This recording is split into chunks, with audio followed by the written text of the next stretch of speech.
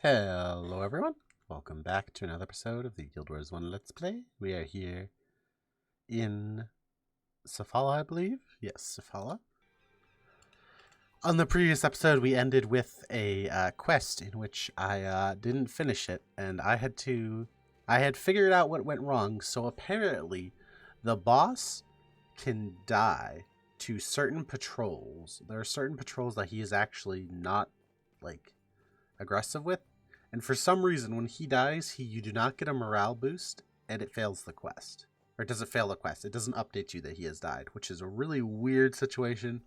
But I found him. I had to reset once or twice. But wipe that smile off your face. You've hardly accomplished anything of merit. I've faced and defeated far greater enemies. You puny thing, go boast of someone who cares, perhaps a child or the village idiot. This is a really good ability. We'll talk about it on the walk. Are you hunting something? Anything you could do. I see you're back from war. Don't get cocky just because you vanquish somebody you really kids doesn't mean you respect her. Prove your worth to be a cock of the same creatures I had, or perhaps you'll earn a reputation, even a song. Anything you can do, I can do better. That's a joke about the fact that that's a song.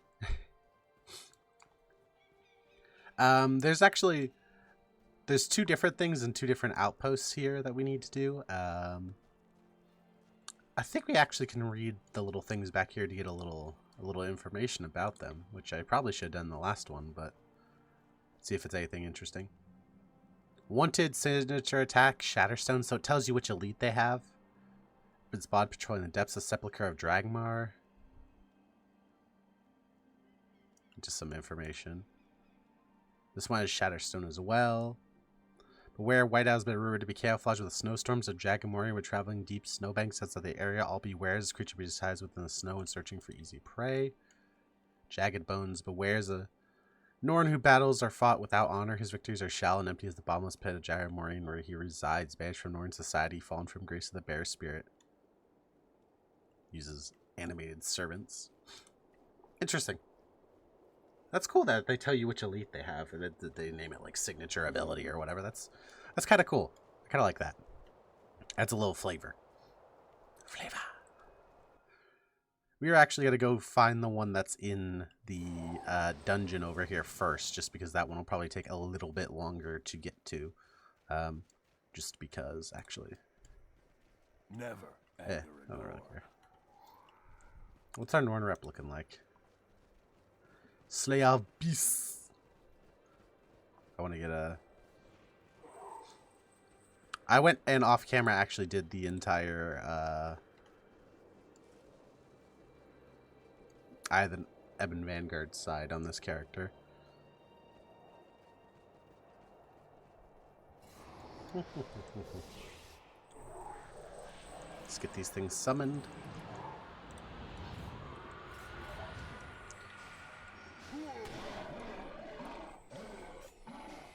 But yeah, the skill we actually get from this quest line is actually one of the, to be honest with you, one of those just straight up best skills in the game. The one we got from that previous quest, the reward. It's a shout. You move like a dwarf. It knocks down and makes the opponent crippled. It costs an energy, has a decent recharge. It's not necessarily because it's an ability that, you know, it's not necessarily because it does a ton of damage, although it does do really good damage, because for some reason it actually does armor ignoring damage. So even though we're in normal mode, and maybe that means if it was typal damage, we might be able to get some advantages. It means, like, especially in hard mode, you'll get good DPS out of the skill, or good damage out of the skill, regardless of, like, whatever armor and stuff the enemies have. So we're going to pick up a dungeon quest here. I'm not going to read it. I'm not going to go over it because it's going to be in the dungeon episode. I'm going to talk about it. So yeah, you can pause it and read in there if you want, but I will be going over it and talking more about this dungeon when we actually do the dungeon episode. I just need to actually pick up the quest so I can get far enough in to find the enemy we're looking for. I have done this dungeon many times. This is probably one of the dungeons I am most familiar with, just because I used to actually run this for people for money.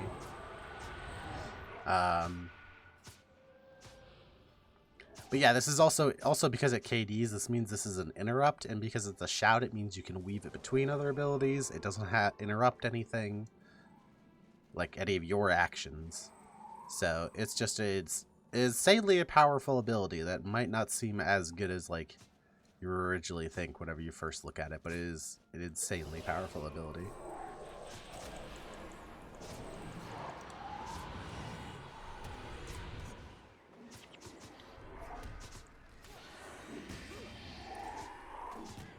It's also good versus these whirling wisps here because it's not a spell, so I can use it through Valve Silence. But this is one of those cool skills that they could really only make because they split a lot of the skills into PvE only skills. I bet some people, especially whenever the game first came out, that a lot of the skills were unusable in PvP, because Guild Wars has actually always had a semi-large PvP community. Not semi-large, but there's always been a substantial PvP community in the game. So I bet some of them were a little disappointed that you couldn't actually use the new skills in PvP, but this skill would just be absolutely insane. The fact that you could essentially have an interrupt that doesn't cost you anything. I guess it costs quite a bit of mana, but you'd definitely find ways to play around that.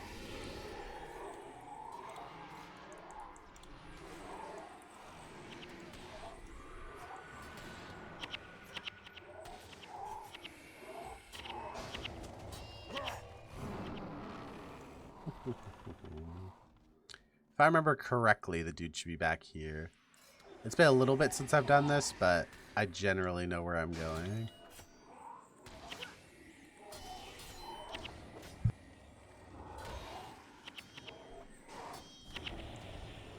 I like this quest because it also gives us more of a reason to explore. Not only this dungeon, you actually never really come to the side of the dungeon whenever you like do the actual dungeon. But also, like, gives you a chance to explore the next area we'll be going to, too. So, I'm going to try and erupt the Shatterstone, because that's probably his biggest nuking ability, so... Yeah, there we go. We got it. And that should be him crossed off our list. Yes, he's crossed off our list. So we could go on over to the other ones, which make up a little bit more significant. Ooh, pumpkin pies are dropping. Which makes up a bit more significant part of the episode. If you don't know what the pumpkin pies are, they're event items. There's event items all throughout the year in this game. That do various things. I'll try to pick up the next pumpkin pie so you can all see what we're talking about. But they all do various things, and they're referred to by the community as like pecans. That's generally the term used for them, and they're used for high-end endgame content. So you can have stat buffs and move faster, attack faster. Some of them give you more armor, all that kind of stuff. So the economy in this game is actually relatively dependent, or the end game of this game is very dependent on these items. So there's a very big farming culture for event items when they pop up, because some of these, like pies especially, only pop up once a year, and they can get relatively expensive by the end of the year. Not really if you're like... The thing is, if you do some of the end game, especially the Domain of Anguish area, which I'm still working on making a video for. I have forgotten to record all the runs I've been on recently, or some of the runs I've done recently, but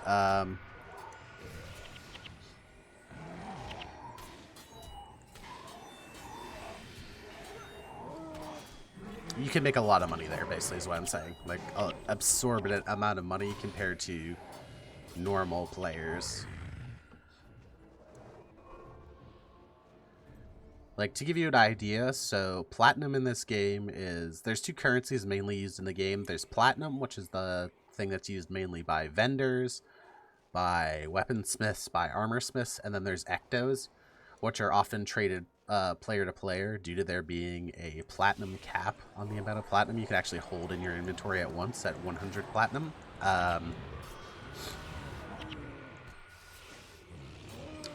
And the thing you can farm from DOA, every 2.5, 3 runs is roughly worth about 100 to like 140 ecto over various points of times in the game existence. So in the past it's been cheaper, but the TLDR is you can make somewhere in the range of like 1,000 platinum every like 2 hours, being pretty conservative if you know what you're doing. So you can make a lot of money. But back to what I was saying about this farming, you need a lot of these peacocks to be able to do this stuff. Depending on what it is, there's some stuff where it's like actually required. Like some of the builds require certain attribute boosting consumables to be runnable. So once the game died being an objective term, but once the population started to drip, there was a pretty big fear that we wouldn't have enough consumables to keep playing the game as we did for all those years. But thankfully, semi-controversially, there are a whole bunch of bots, and while they do some damage to the economy, and generally in games I'm not a huge fan of bots, one thing they definitely do for this game is they keep those consumables going. It means that the couple people who care can get basically as many stacks as the community needs, and then some. So you don't have to keep hoarding them like a little chipmunk, which definitely there were periods of time when, like around when Guild Wars 2 came out, and whenever there were like big botting wave bans and stuff like that, and the population started to drop, that you did just have to dedicate 100 storage slots to consumables whenever an event came around or something, just because you needed enough to be able to play the game if you played the end game or did some of the end game activities. So yeah. So this is the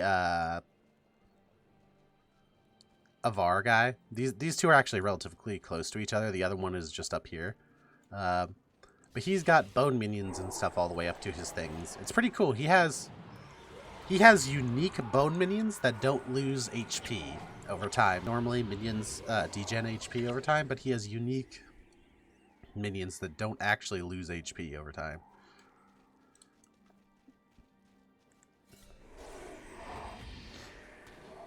I've been recently messing around with a Bone Fiend build myself. A build that in the past, minion using a thing to make minions blow up was really popular, but recently some people have been teching around with Bone Fiend based minion spawners being very good.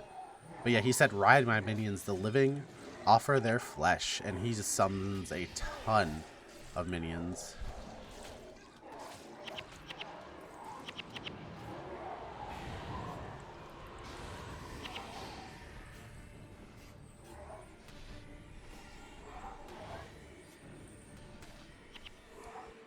That's him down.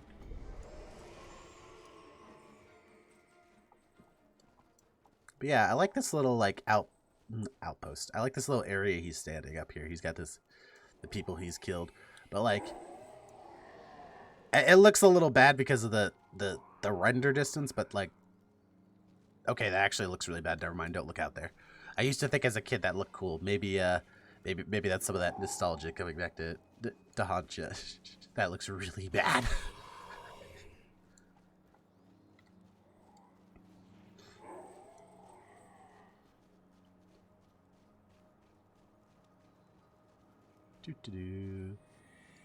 Yeah, like I said, the last one's over there, so that's where we'll be heading. These are actually very close to each other, which is very nice for not having to run around the whole dang map to find everything.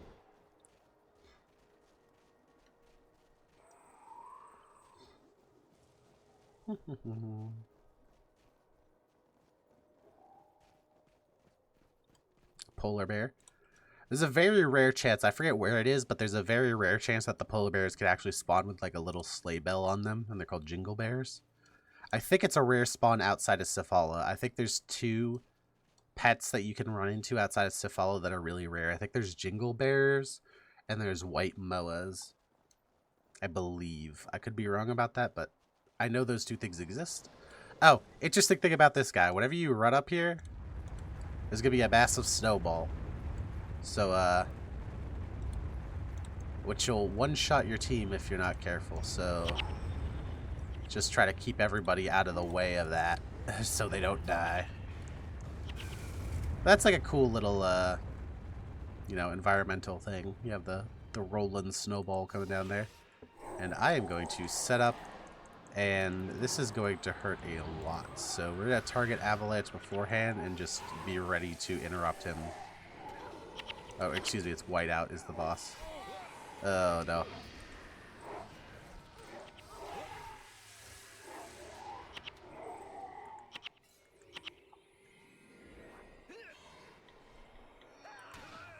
Oh, no, he's blasted him. I targeted the wrong guy. I meant to interrupt his maelstrom. Looks like we're going to get through it just fine, but... yeah, that is probably... at least in terms of random bosses out in the open world, that is probably the boss I've seen hit unironically the hardest. I've had his Shatterstone deal like 261 damage a hit to me before. Alright, perhaps I misjudged you, human. Despite the odds, you've prevailed, but there is one more thing you must do. Seek me when you are ready to take the final step. I can hear your tune already. So we have one more quest, and I will be grabbing... what attribute is this? Communing. Can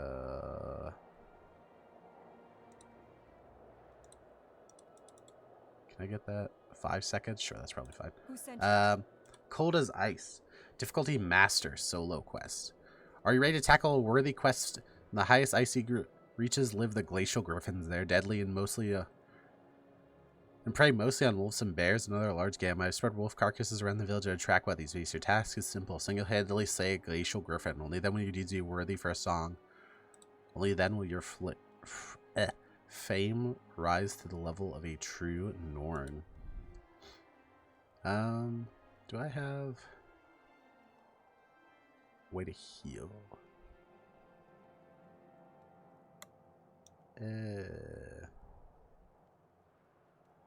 Yo, we're just gonna try this. Who goes there? Are you hunting something? So the glacial griffin arrives in 7 seconds. There are a couple ways you could do this quest, but we're gonna try to do this the ritualist way, since we are a ritualist. There's another way where you can do it, where you go hide on top of that hill and just degen it to death, but...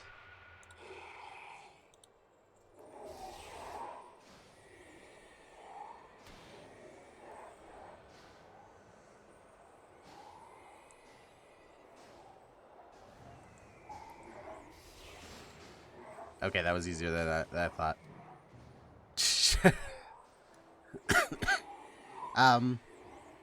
Maybe I hyped that up a little bit. I didn't realize it was going to be that easy.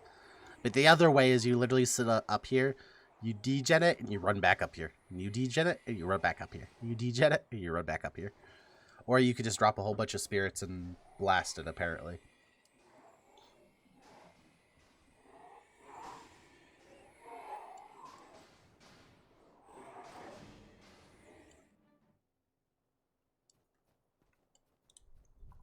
Never anger a Norn. What a welcome sight. I expect you to turn, at least not in one piece. That took less than 20 seconds. Slaying the glacial griffin is a deed worthy of many songs, starting with this one. Hail, hail, witness the skill, body parts strewn, fresh from the kill.